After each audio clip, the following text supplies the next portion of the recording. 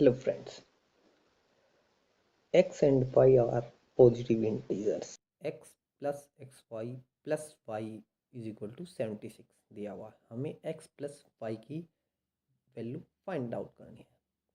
तो यहाँ पे एक इम्पोर्टेंट चीज़ ये है कि x and y both are positive integers हैं।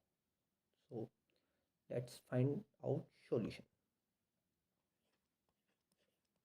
क्या होता है देखिए, x plus x y plus y 76 के बराबर दिया है। हम इसको सोल्व करते हैं।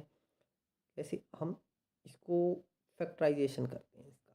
तो हम फर्स्ट टू टर्म्स में देखते हैं कि x को हम कॉमन लेते हैं, तो ये x कॉमन आ गया तो 1 प्लस वाई हो गया plus y as it is और 76। अब हम देखते हैं कि x plus x into 1 plus y एक टर्म है और y है। अब हम इसको 1 प्लस वाई की तरह बनाएं तो दोनों साइड अगर 1 ऐड कर दें, left hand side and right hand side में दोनों में 1 ऐड करें तो ये कुछ ऐसा हो जाएगा। तो हमें यहाँ पे 1 ऐड करना पड़ेगा। अब ये सेम टर्म हो गई। इन दोनों टर्म्स में से y प्लस 1 कॉमन आ जाएगा। यहाँ पे x, इस टर्म के अंदर x बच गया और यहाँ से 1 हो जाएगा और ये 77। अब हम देखते हैं, दिया हुआ है कि x और y दोनों पॉजिटिव इंटीजर हैं, तो x और y दोनों 1 या 1 से बड़े होंगे।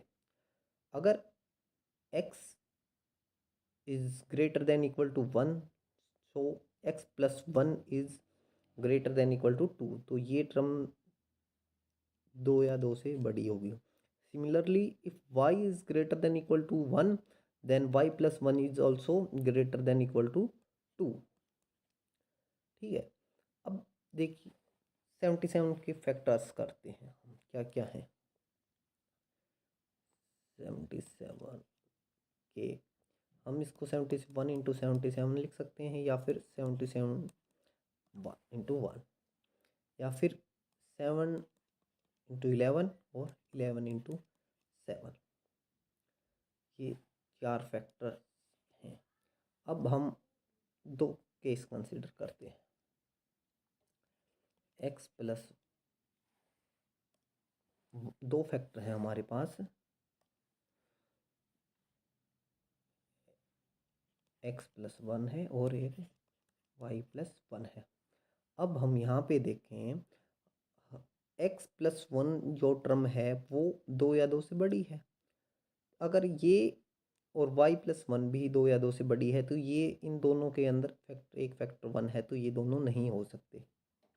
तो हम इसको रिजेक्ट कर देते हैं, इसको रिजेक्ट कर देते हैं। अब ये 2 टर्म्स हैं। अगर x प्लस 1 7 है तो y प्लस 1 11 हो गया। इसी तरह सेकंड केस के अंदर क्या है, x प्लस 1 और y प्लस 1।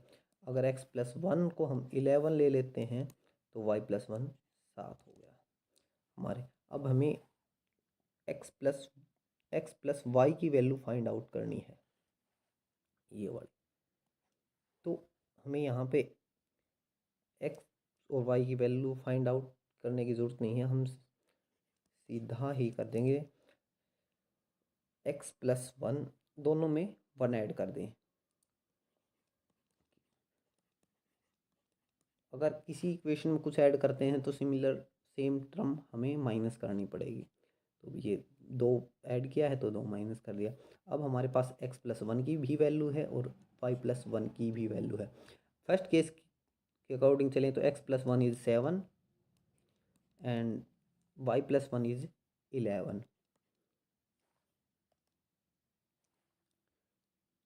और ये -2, तो ये हो गया 18 माइनस 2 16।